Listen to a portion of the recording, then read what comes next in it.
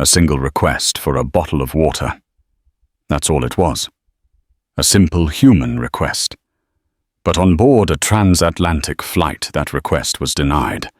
A veteran flight attendant looked a 16-year-old black teenager in the eye and refused. What she didn't know was that this teenager wasn't just any passenger. He was the son of one of the most powerful men in the country, and in the time it takes to drink a glass of water, she wouldn't just lose her job. She would trigger a chain of events that would see the entire flight crew fired before the plane even reached its destination. This isn't just a story about bad service. It's about the terrifying, unseen power that shapes our world and the devastating karma that follows a single, chilling decision. The cabin of a Boeing 787, 38,000 feet over the vast, indifferent blue of the Atlantic, is a world unto itself. It's a pressurized, climate-controlled tube of recycled air and muted expectations hurtling through the stratosphere at over 500 miles per hour. For the passengers, it's a temporary purgatory, a necessary inconvenience for the price of passage. For the crew, it is a stage, an office, and a battlefield, all confined within the sleek white fuselage. On this particular morning, on a direct flight from New York's JFK to London Heathrow, the atmosphere in first class was one of practiced serenity. The champagne flutes were chilled, the noise-cancelling headphones were distributed, and the gentle hum of the Rolls-Royce engines was a lullaby of progress. In seat 4A sat Leo Washington. At 16, he was lanky, all limbs and quiet observation, dressed in the understated uniform of the modern, affluent teenager. A simple grey hoodie from a brand no one over 25 would recognize. Expensive sneakers and AirPods nestled in his ears. He wasn't listening to music, however. He was listening to the world around him, a habit instilled in him by his father. Pay attention to the details, Leo David Washington always said. Power isn't in the grand gestures. It's in knowing which details matter. Leo was on his way to a global youth leadership summit in London, a passenger manifest entry that belied the reality of his journey. He wasn't just another gifted teen. He was the only son of David Washington, the founder and CEO of the Leviathan tech firm, Ethelred, a company whose software ran the logistical backbone of nearly half the Fortune 500 companies. David Washington was a name whispered with a mixture of awe and fear in boardrooms from Silicon Valley to Shanghai. He was a kingmaker, a market mover, a man who could reshape industries with a single email. And Leo, his son, was the quiet prince taught from birth to navigate a world that both courted and coveted him. Presiding over the first-class cabin was Carolyn Hayes. At 54, Carolyn was a portrait of immaculate professionalism. Her salt-and-pepper hair was swept into a flawless chignon. Her uniform was crisp, and her smile, though as bright, never quite reached her eyes. She had been a flight attendant for 30 years, a career she began when flying was still a glamorous affair.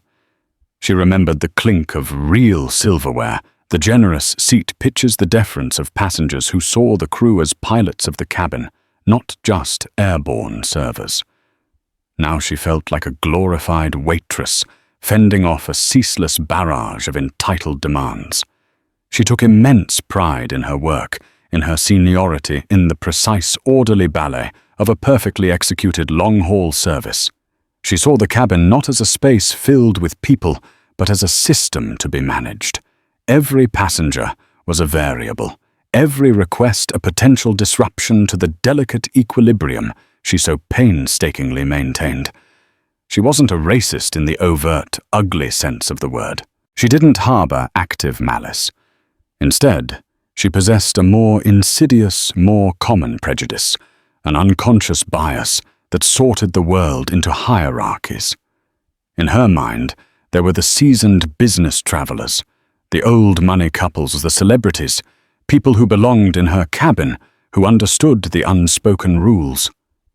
And then there were the others, the ones on award tickets, the nouveau riche, the teenagers who seemed out of place. Her eyes had flicked over Leo Washington when he boarded. She noted the hoodie, the sneakers, the youthful slouch, an anomaly in her curated space. She mentally categorized him probably a musician or an athlete's kid. Someone with money but not class. Someone who would likely be a source of minor annoyance. Her initial interactions were clipped efficient. "Can I get you a pre-departure beverage, sir?" She'd asked the sir, a thin veneer of respect over a flat, dismissive tone. "Just a water, please." Leo had replied, his voice polite, unassuming. Carolyn's smile tightened a fraction. "Of course."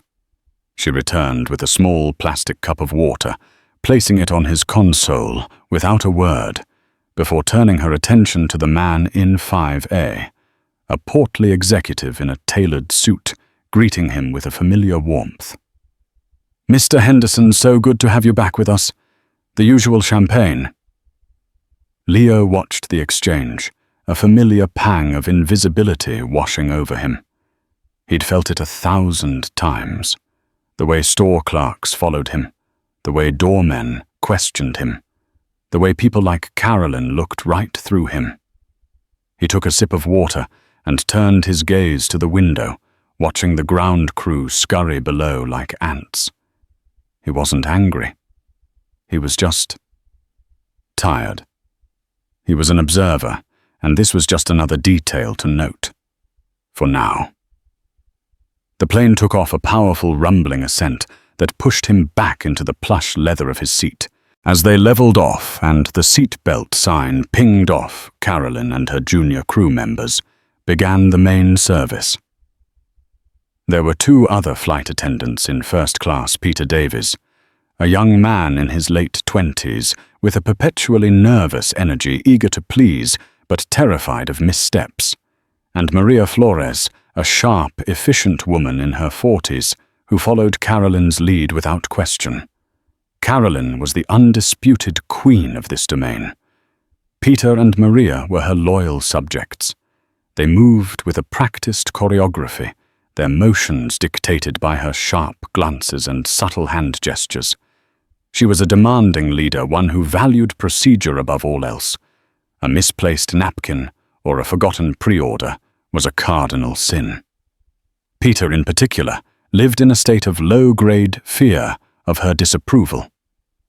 An hour into the flight, Leo finished his small cup of water. He felt the familiar dryness in his throat that always came with flying. He looked around for Carolyn, but she was busy schmoozing with Mr. Henderson, laughing at a joke he'd made. Leo waited. He waited for 10 minutes. When Peter walked past, his movements, hurried Leo tried to catch his eye. "Excuse me," Leo said, his voice quiet. Peter flinched, startled. "Yes, sir. Could I please have another bottle of water?" "Of course," Peter said, relief washing over his face at the simplicity of the request. He turned toward the galley, but Carolyn's voice cut through the cabin's hum, sharp and cold as ice. "Peter, a moment." Peter froze, his shoulders slumping. He turned and walked to the galley, where Carolyn stood with her arms crossed. Leo couldn't hear their words, but he could see the dynamic plain as day. Carolyn spoke in a low, firm tone. Peter nodded his head, bowed. He glanced back towards Leo, a flicker of apology in his eyes, before busying himself with polishing wine glasses. He did not return. Leo waited. Another 10 minutes passed. The dehydration was becoming a nagging headache. He was a 16-year-old boy who just wanted a drink of water. He pressed the call button. The light chimed softly above his seat. Seconds turned into a minute. A minute turned into 2. In the rarefied air of first class, where needs were meant to be anticipated, not requested. 2 minutes was an eternity. Finally, Carolyn appeared at his seat, her professional smile plastered on her face, but her eyes were flinty. "Yes," she asked, the single word dripping with impatience. "Aye," Leo said, still polite, still calm. "I asked for a water about 20 minutes ago. I was just wondering if I could get a bottle." Carolyn tilted her head, a gesture of feigned thoughtfulness. "We're about to begin the main meal service. You will be served a beverage with your meal." "I know," Leo said. "I'm just really thirsty now. I'd appreciate a bottle if it's not too much trouble." Here Carolyn made her choice. It was a small decision, a tiny pivot point on which her entire world would soon turn. She could have simply said, of course, walked the 10 feet to the galley and retrieved a bottle of water. The interaction would have been forgotten. But in that moment, looking down at the teenager in the hoodie, all her frustrations, her sense of waning authority, her unconscious biases coalesced into a single stubborn word. "The bottled water," she said, her voice now taking on a condescending, instructive tone, "is reserved for our Platinum Medallion and Centurion card-holding members during the initial beverage service. As we are now in the pre-meal phase, all beverages must be served with the meal presentation to ensure a streamlined service." It was a masterful piece of corporate jargon, a rule invented on the spot designed to sound official, final, and utterly ridiculous. Leo knew it was ridiculous. He had flown this route dozens of times. He had seen people get bottles of water whenever they asked. "I'm pretty sure that's not a real rule," Leo said, his politeness finally fraying at the edges. "I just want a bottle of water." The smile vanished from Carolyn's face. Her mask of professionalism slipped, revealing the raw contempt beneath. "Are you calling me a liar?" "No," Leo said, taking a breath, trying to channel his father's unnerving calm. "I'm just saying I'm a passenger in first class, and I'm asking for a bottle of water. It seems like a simple request." "It's not about what's simple, it's about procedure." Carolyn snapped her voice, rising just enough to turn the heads of Mr. Henderson and the woman across the aisle. "And the procedure is you will wait for the meal service." She turned her back on him and walked away, a picture of righteous authority. Leo sat there stunned. It wasn't just a refusal anymore. It was a power play. She had deliberately and publicly humiliated him. He could feel the stares of the other passengers. He felt small, angry, and worst of all, powerless. He looked over at Peter, who was now studiously avoiding his gaze, his hands trembling slightly as he arranged cutlery on a tray. He saw Maria, who simply stared straight ahead, her face a mask of indifference. They were complicit in their silence. They had chosen their queen. Leo took a deep breath. He thought of his father's words. Power isn't in grand gestures. It's in knowing which details matter. This detail mattered. He pulled out his phone. There was no cell service, of course, but the airline's expensive, sluggish Wi-Fi was active. He typed a short, simple message to a number he knew by heart. It wasn't his father's. It was the number for his father's chief of staff, a woman named Catherine Shaw, a person whose entire job was to make problems big and small disappear. The message was brief, on AA 100 to LHR. Flight attendant Carolyn in first class refusing to give me water. Making a scene. Please handle. He hit send. The message icon showed a single check mark. Then 2. Delivered. He put his phone away, leaned his head back against the seat, and closed his eyes. The Queen had made her move. Now the board was about to change. For 45 minutes, the cabin returned to its stilted version of normalcy, The meal service began. Peter, his face pale and his hands still unsteady, served Leo his pan-seared salmon with a quiet, almost inaudible, "Enjoy your meal, sir." He placed a glass of water finally next to the plate. Leo just nodded his appetite, gone. Carolyn, meanwhile, moved through the cabin with a renewed sense of command, her victory over the upstart teenager seemingly solidifying her authority.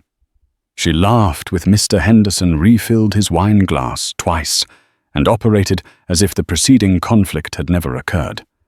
It was to her a minor skirmish expertly handled, a non-issue. Leo ate a few bites of his fish and then pushed the plate away. He sipped the water.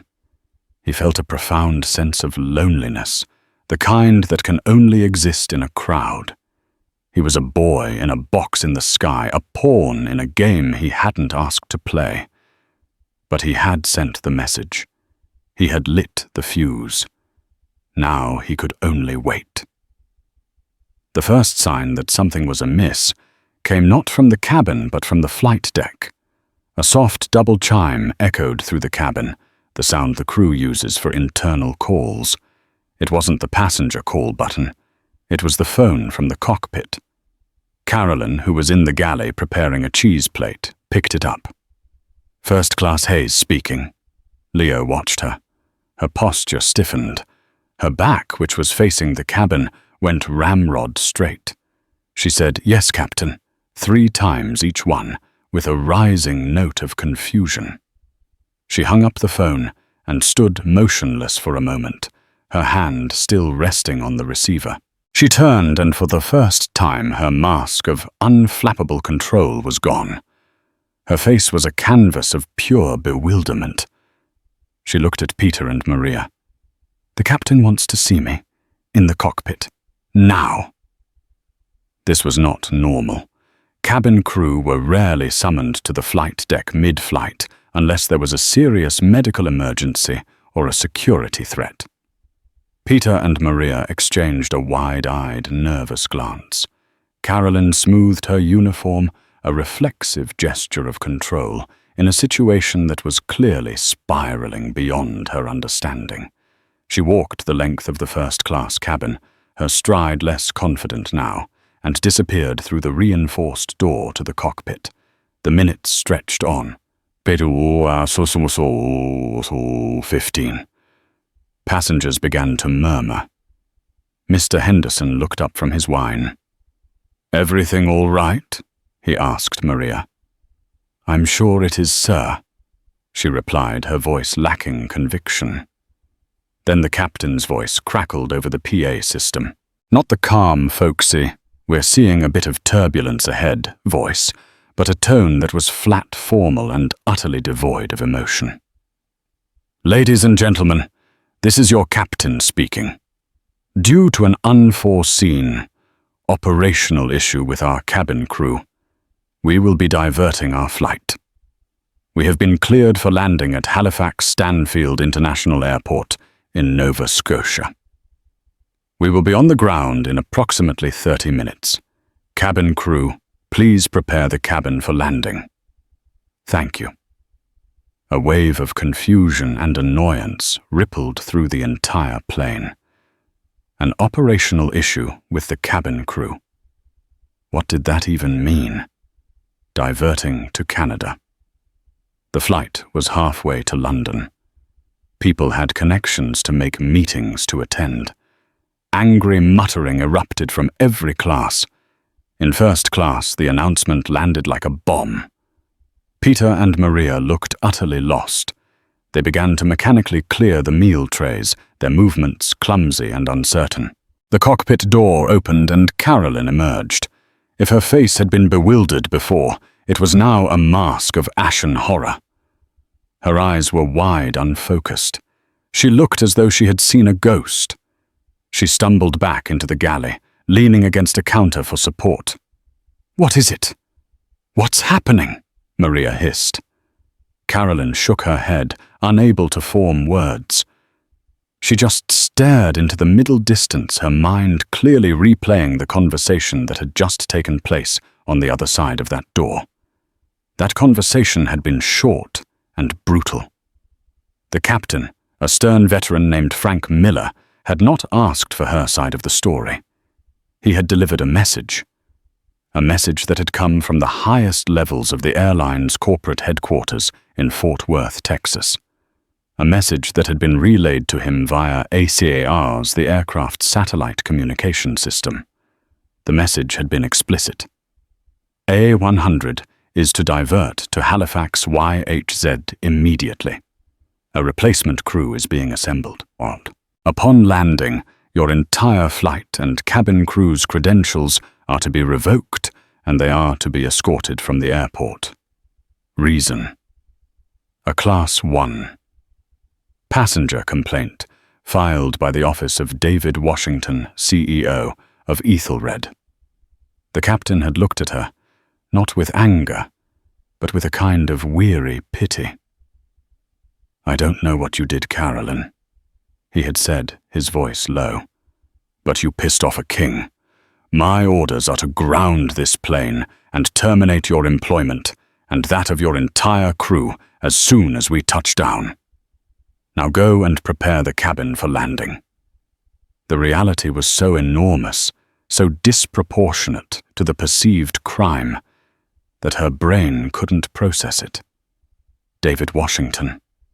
She knew the name, of course. Ethelred. The tech giant. The pieces clicked into place with a sickening thud. The boy in the hoodie. The quiet, polite teenager. It wasn't an athlete's kid. It wasn't a rapper's son. It was him. Panic, cold and absolute, finally broke through her shock. This wasn't a reprimand. This wasn't a write-up. This was the end of her career. 30 years of service of pride of identity erased mid-flight over a bottle of water. As the plane began its descent into Halifax, the mood in the cabin was tense and miserable. Everyone knew this was no ordinary diversion. When the plane finally taxied to a remote stand on the tarmac far from the main terminal, the feeling of dread was palpable. The jet bridge did not approach. Instead, a set of air stairs was wheeled to the forward door. At the bottom of the stairs, a group of people waited. They weren't airport ground crew. They were men in dark suits.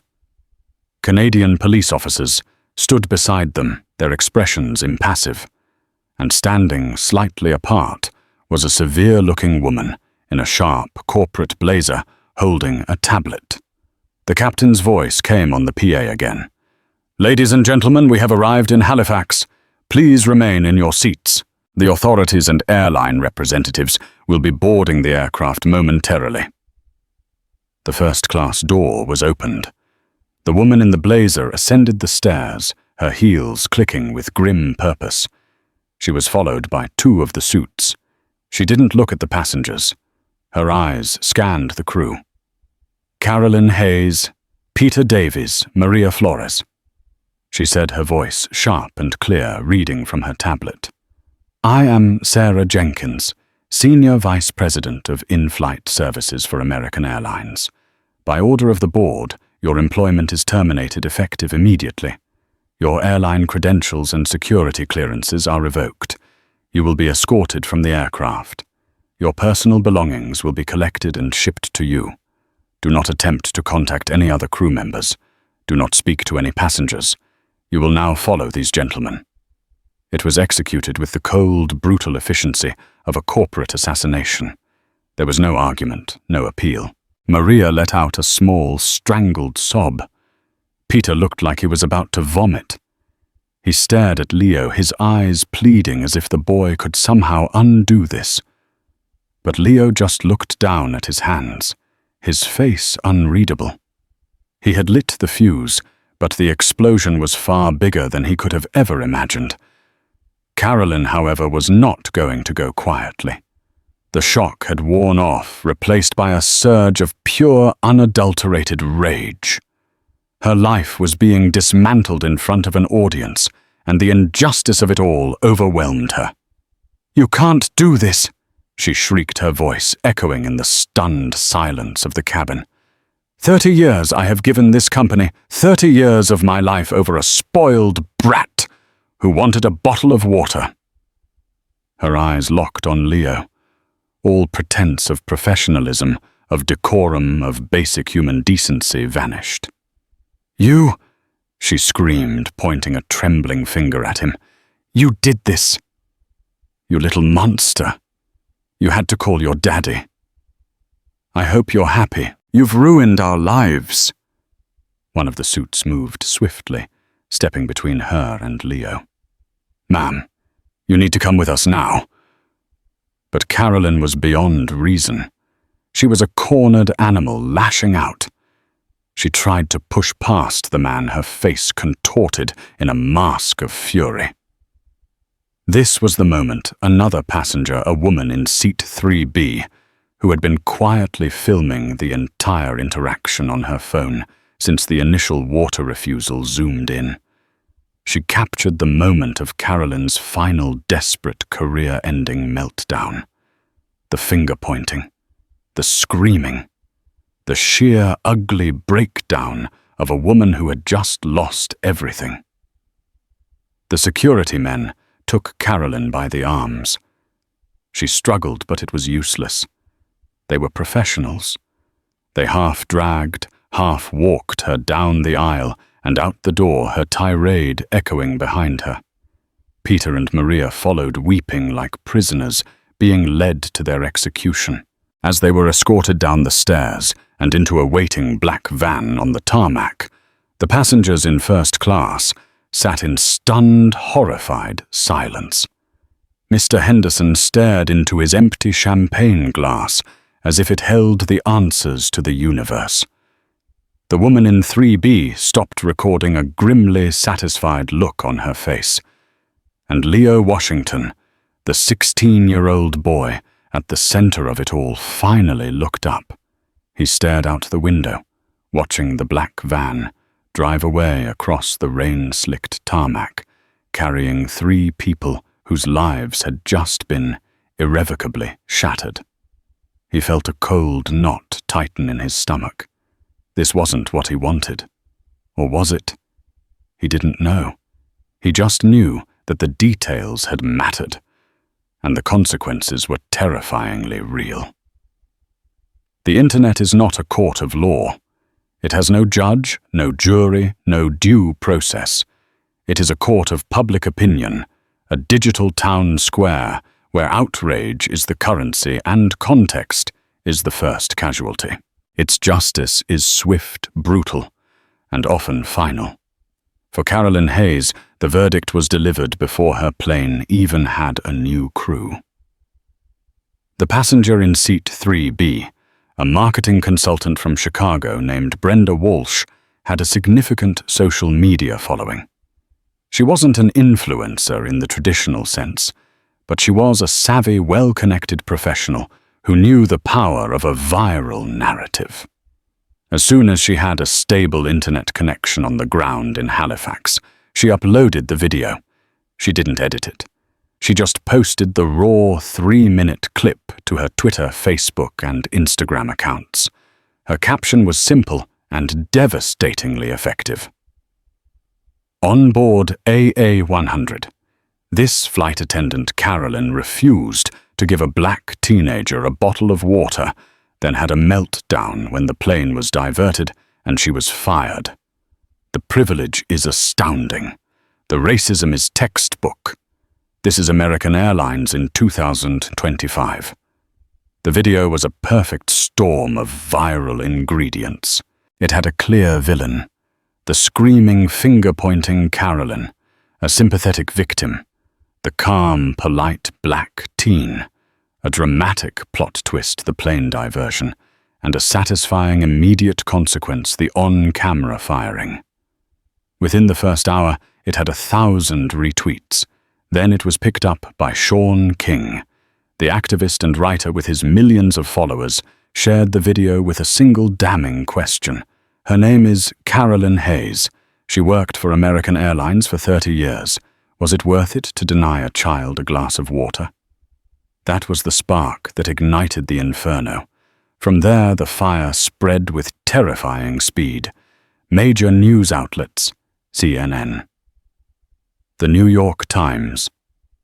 The Guardian scraped the video from social media and ran stories. The headlines were brutal. Flight attendant fired mid-flight after refusing water to black teen. Viral video shows crew escorted off plane in racism row. You little monster, airline workers' tirade costs her 30-year career. Carolyn Hayes was no longer a person. She was a meme, a hashtag. Hashtag Watergate, Nahast flight attendant. Carolyn to airline. Karen. Her face contorted in that final moment of rage was screenshotted and plastered everywhere. People dug up her old Facebook profile, sharing photos of her on vacation with her cats, smiling at holiday parties. They were presented as evidence of a life of unexamined privilege, now rightfully forfeited. Her digital life was picked apart by millions of strangers, each comment a fresh spade of dirt on the grave of her reputation. For Carolyn herself, the experience was a surreal nightmare. After being processed by the airline representatives in a sterile, windowless room at Halifax Airport, she was given a one-way economy ticket back to her home in Queens, New York, and a box containing the contents of her locker. She was told a third-party service would handle the shipping of her other belongings. She was now a non-person to the company she had called home for 3 decades. Her flight back was a blur of shame. She huddled in a window seat at the back of the plane, a scarf pulled over her face, praying no one would recognize her. But it was already too late. As she deplaned at LaGuardia, she saw her own face staring back at her from a TV screen above a newsstand. The sound was off, but the images were unmistakable. The airplane cabin, her own screaming face, the stoic teenager. Her stomach lurched. When she got back to her small, tidy apartment, the dam of her composure finally broke. She collapsed onto her sofa and wept for her job, for her pride, for the life that had been so unceremoniously ripped away. The next morning, the true scope of her new reality began to set in. Her photo was on the front page of the New York Post. Her apartment building's address had been leaked on a far-right blog that ironically was trying to defend her. A news van was parked across the street. Her phone, which she had turned off in Halifax, was a minefield. Hundreds of texts, thousands of notifications, voicemails from reporters, from old colleagues, from distant relatives. And then there were the messages from strangers, a torrent of digital venom. I hope you never work again. Racist witch. You got what you deserved. There were death threats, graphic and terrifying. Carolyn Hayes was now a public spectacle, a modern-day Hester Prynne with a smartphone instead of a scarlet letter. Her friends, the ones she had flown with for years, went silent. A few sent tentative, pitying texts. Thinking of you. This is just awful. But no one called. They were afraid. The message from the airline had been clear. Carolyn was radioactive, and anyone associated with her was at risk of contamination. Her attempt to find new work was a lesson in abject futility. She was 54, with a single highly specialized line on her resume. Who hires a 54-year-old flight attendant who was fired in the most public way imaginable? She tried applying for retail management positions for customer service roles. In the first interview for a job as an assistant manager at a high-end department store, the hiring manager was polite but distant. As the interview concluded, he looked at her resume, then back at her. "Your name is Carolyn Hayes," he said, more a statement than a question. "Yes," Carolyn replied, her heart sinking. "I thought I recognized you." The manager said, his eyes cold. "We'll be in touch." She never heard from him again. She quickly learned to use a slightly different name on applications. but the moment they saw her face in an interview or ran a background check, and her legal name popped up, the result was the same. Her digital footprint was an anchor dragging her down into a sea of unemployability. Within a month, she was bleeding money. Her savings meant for a comfortable retirement were now being used for rent and groceries. The shame was a constant companion, a heavy cloak she couldn't take off. She stopped leaving her apartment, except for essential trips, always wearing a hat and sunglasses. Her head bowed. The world that had once been her stage was now a place of fear and judgment. This was the hard karma, the slow, grinding consequence that the viral videos never show. It wasn't just about losing a job. It was about losing a future, a past, and a present. Meanwhile, the ripple effects of her decision washed over the two people who had stood by and done nothing. Peter Davies, the junior flight attendant, found himself in a different kind of hell. He wasn't the villain of the story. He was a footnote.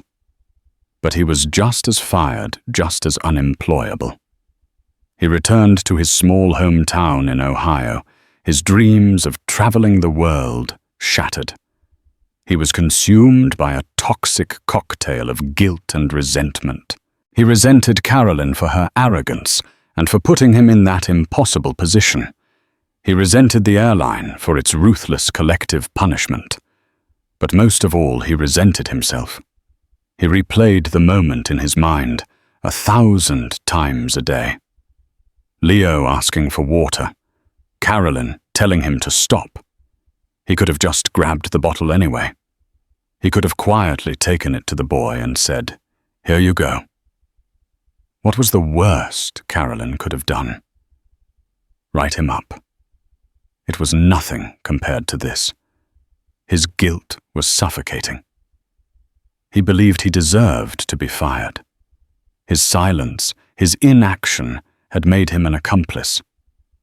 He tried to explain this to his family, but they didn't understand. "It wasn't your fault, son," his father would say. "You were just following orders." But Peter knew better. His failure was not one of action, but of character. He had seen something wrong and chosen the path of least resistance, and the price had been his career and his self-respect. Unlike Carolyn, who was trapped in a prison of righteous indignation, Peter was trapped in a prison of his own making. He started drinking heavily, the days bleeding into one another in a haze of cheap whiskey and self-loathing. He was a ghost haunted by the memory of a simple request for water. Maria Flores had a different, more pragmatic but equally devastating outcome. She had a family, a husband, and 2 young children. Her flight attendant salary was essential. She landed back in her home city of Miami to a husband who was terrified and angry. Her name was out there linked to the incident. They had a mortgage. They had car payments. She immediately scrubbed her social media, went into full lockdown mode, and tried to disappear. She felt that what Carolyn did was unprofessional, but the corporate response was terrifying. She, like Peter, had been a bystander, but unlike Peter, she felt no guilt. She felt only fear. She had followed the senior attendant's lead. That's what you did. You didn't make waves. You did your job and went home. Now her adherence to that unspoken rule had cost her everything. She saw herself not as an accomplice, but as collateral damage, an innocent bystander hit by a stray bullet in a war between giants. Her struggle became about pure survival, about finding a way to feed her family in a world that had branded her as part of a toxic crew. The digital guillotine had fallen not just on the neck of the person who committed the crime, but on everyone standing on the scaffold. And for Leo Washington, the boy who had simply wanted a drink, the fallout was becoming a burden he was never meant to carry. In the immediate aftermath, As the story exploded online, the Washington family erected a fortress of silence. Calls from reporters to Ethelred's corporate communications department were met with a polite but firm, "We have no comment on the private affairs of the Washington family." David Washington, a man notoriously private and allergic to the press, remained invisible. But behind the walls of their sprawling Manhattan penthouse, the mood was far from triumphant. Leo was shaken. He had spent the night in a Halifax hotel with an Ethelred security team before being flown to London on a private jet. He had arrived at the Youth Leadership Summit, but he couldn't focus. His phone buzzed incessantly with notifications from friends and classmates. "Dude, did you see this? You're famous. OMG, that flight attendant is crazy." He wasn't famous. He was infamous, and he felt sick. The viral video, the screaming headlines, the vitriolic comments, it was a maelstrom he had unleashed with a single text message. He hadn't wanted this. He hadn't wanted Carolyn Hayes's face plastered across the globe as a symbol of racist evil. He hadn't wanted Peter Davies and Maria Flores, two people he didn't even know, to lose their livelihoods. He had wanted... what? An apology for Carolyn to be reprimanded, for her to feel a fraction of the humiliation he had felt. Yes. But this wholesale destruction, it felt wrong. It felt like using a sledgehammer to kill a fly. When his father finally called him in London, his voice wasn't angry, but it carried a weight that Leo could feel through the phone. "Are you all right, son?" David asked. It was always his first question. "I'm fine," Leo mumbled. "It's a lot." "I know," David said. There was a long pause. What she did was unacceptable. It wasn't about the water, Leo. It was about respect. It was about her trying to establish that you did not belong in that space, that cannot and will not be tolerated. "But their jobs," Leo started. "The whole crew, Dad, they fired all of them right there on the tarmac." "That was the airline's decision," David said, his voice cool and precise. "When a company like Salesforce or Microsoft signs a multi-billion-dollar logistics contract with Ethelred, that contract includes certain standards of service and conduct for our executives from our partners. That courtesy extends to my family. American Airlines failed to meet that standard in a spectacular fashion. Their response was a business decision designed to protect their relationship with us. It was efficient." The word hung in the air. Efficient. It was the same word one might use to describe a software patch or a server upgrade. It was the word of a man who dealt in systems, not people. Leo realized that for his father, Carolyn Hayes and her crew weren't people. They were a systemic failure, a bug in the code that needed to be swiftly and ruthlessly purged. "People are saying I did it," Leo said, his voice small, "that I'm some spoiled rich kid who got people fired." "You know who you are, Leo," David said, his tone softening slightly. "And I know who you are. The opinions of anonymous strangers on the internet are just noise. Block it out. Focus on your summit. This will pass." But it didn't feel like noise. It felt like 1,000 accusing fingers pointing at him. He had wielded his father's immense unseen power, and the reality of its force was sickening. The crown of being a Washington, he was learning, was heavier than he had ever imagined. A few days later, seeking to control the narrative, David Washington's Chief of Staff, Catherine Shaw, released a formal statement. It was a masterclass in corporate public relations, drafted not by a family spokesperson, but by Ethelred's top legal and PR minds. The statement read, "The incident aboard flight AA-100 is deeply regrettable. The Washington family wishes to express their dismay at the turn of events. While the initial interaction was unfortunate, their sole intention was to report a failure in customer service to the airline. The subsequent decisions regarding the employment of the crew were made unilaterally by American Airlines. The Washingtons do not condone public shaming and hope for a swift and private resolution for all individuals involved. The family's primary concern has always been and remains fostering an environment of mutual respect. To that end, Ethelred will be making a significant donation to the NAACP Legal Defense Fund to support their ongoing work in combating racial discrimination. The statement was brilliant.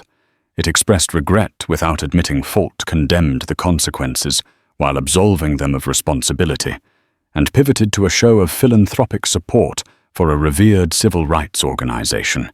Benjamin Crump himself even retweeted it with a note of approval. It was a checkmate. To the public, it painted the Washingtons as victims of an overzealous corporate partner, benevolent and committed to social justice. The donation was real, a 7-figure sum that further solidified Ethelred's image. But for Carolyn Hayes, living in her self-imposed prison in Queens, the statement was like a match being thrown on a puddle of gasoline. Regrettable unilateral decision. They had called in the hit. They had dropped the bomb. And now they were standing back, dusting off their hands and pretending to be horrified by the crater. This was her rock bottom. The money was running out. The isolation was absolute. The public narrative had been cemented, casting her as the sole villain and the Washingtons as reluctant, dignified victims.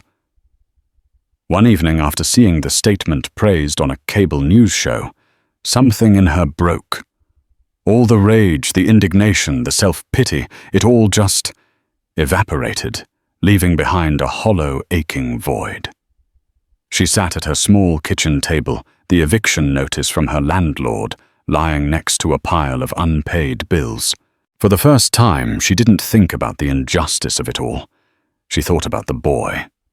She remembered his face. He hadn't been aggressive. He hadn't been entitled. He had been polite, quiet. He had just wanted a bottle of water. Why hadn't she just given it to him? The question echoed in the silence of her apartment. Why? She tried to reconstruct her own logic from that day. Procedure, order, platinum members. It all sounded so flimsy now, so pathetic. It was a lie. She had lied to him. She had lied to herself. The real reason was uglier, and it was buried deeper. It was the hoodie, the sneakers, the assumption that he didn't belong, the subconscious calculation that he was someone she could dominate, someone on whom she could exercise the small, petty power she felt slipping away in every other aspect of her job. It wasn't a thought, it was a feeling, a dark, ugly instinct, and she had followed it. She had looked at Leo Washington and hadn't seen a person. She had seen a variable to be controlled, a disruption to her system. The realization was not a sudden epiphany, but a slow, sickening dawn. Her entire defense, the narrative she had built in her own mind of being the wronged party, the victim of a spoiled brat and corporate cowardice, crumbled into dust. She was the one who was wrong. It had started with her pride, her prejudice, her lie. Tears streamed down her face, but they weren't tears of anger or self-pity anymore. They were tears of shame. She had built her identity on being a professional, on being in control. But in that moment, she had been profoundly, catastrophically unprofessional. She had failed not just the airline's code of conduct, but a basic code of human decency. She thought of the other two, Peter and Maria. They had lost their jobs because of her, because they were too scared or too loyal to question her flawed authority. Her arrogance had burned their lives down, along with her own. In the depths of her despair, a new, terrifying thought emerged. She had to fix it. But how? How could she possibly undo this level of damage? An apology seemed laughably inadequate. There was no one to call, no one to write to. She was an outcast. But she had to do something, not to get her job back. That was gone forever. Not even to clear her name. That was a lost cause. She had to do it for the tiny, flickering ember of self-respect that remained within her. She had to own her failure. Completely. Publicly. She opened her laptop, the screen illuminating her tear-streaked face. She created a new anonymous email address. She found the email address for a journalist at the New York Times who had been covering the story, a woman whose articles had been surprisingly balanced. Her hands shaking, Carolyn began to type. "My name is Carolyn Hayes. I was the flight attendant on AA-100. I am writing to you because I would like to tell you what really happened, and I would like to apologize." It was a terrifying, desperate act, a Hail Mary into the heart of the media beast that had devoured her. It might make things worse. It might do nothing at all. But it was the only move she had left to make. It was a step out of the darkness of her own making into a frightening, uncertain light. The email landed like a flare in the digital darkness. It arrived in the inbox of Isabella Rossi, a sharp, investigative journalist at the New York Times, whose reporting often found the human story behind the viral headline. The sender's name was anonymous, but the subject line was anything but. "I am Carolyn Hayes." Rossi, accustomed to hoaxes, was skeptical, but the message's raw, self-incriminating tone felt authentic. After a discreet verification process, confirming details, only Carolyn could know a meeting was set. They met in a nondescript coffee shop, miles from Queens. The woman who sat before Rossi was a spectre of the proud, immaculate figure from the viral video. Carolyn Hayes looked diminished, the sharp edges of her authority sanded away by shame, leaving a fragile, weary woman in its place. For 2 hours, she spoke in a low, halting voice, and Rossi listened, her pen flying across the page. Carolyn made no excuses. She didn't blame the entitled passenger, the ruthless corporation, or the vicious public. With a brutal honesty that was far more compelling than any defense, she took ownership of the moment that had shattered her life. "I didn't see a person," Carolyn confessed, her voice cracking. "I looked at a young black man in my first-class cabin, and I saw a problem. I saw someone who didn't belong. The rule about the water for platinum members, it was a lie, a pathetic lie. It was a power trip, a disgusting abuse of the little authority I had, because I felt my world slipping away." She dissected her own pride, her bitterness at a changing industry, and the unconscious prejudice it had festered. Tears streamed down her face when she spoke of her crew. "They lost everything because of me," she wept. "Peter and Maria. They followed my lead, and I led them straight off a cliff. Their failure was silence, but the sin, the real sin, was mine, and mine alone." Isabella Rossi's subsequent article was not a pardon, but it was a revelation. Titled, "The Flight Attendant from Flight 100, a story of pride, prejudice, and a painful reckoning." It refused to simplify. It presented Carolyn not as a one-dimensional Karen, but as a deeply flawed human being who had committed a grave error and was now entombed in its disproportionate consequences.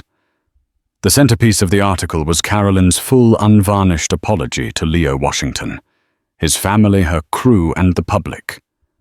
The peace didn't extinguish the fire, but it fundamentally altered the nature of the heat.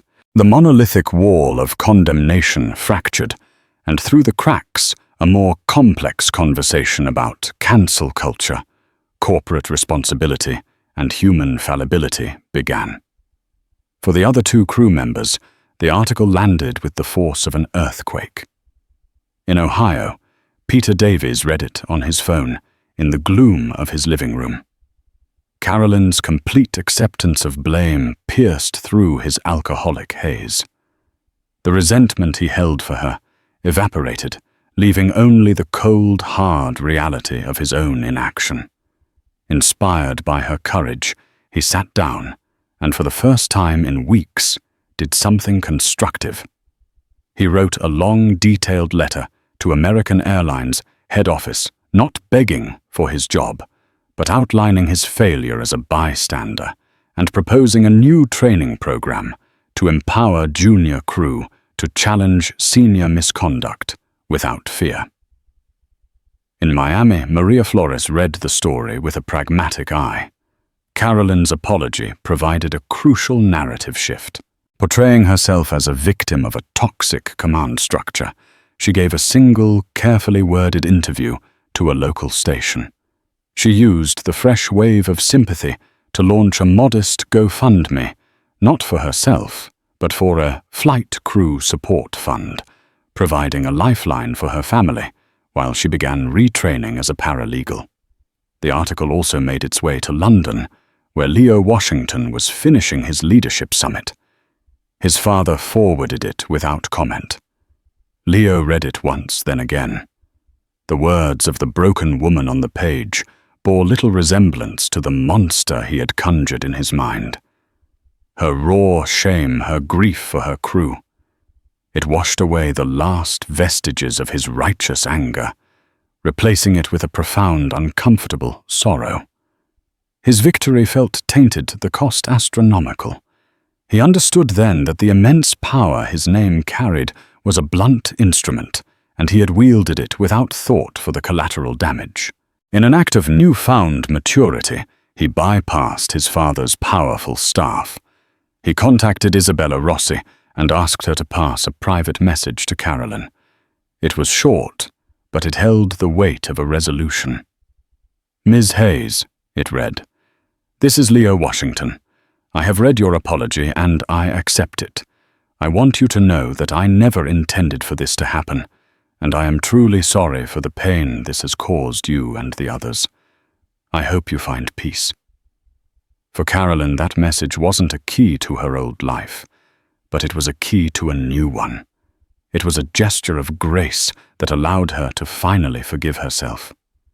A year later, the world had moved on, but the four central figures of the Flight 100 incident carried its indelible marks.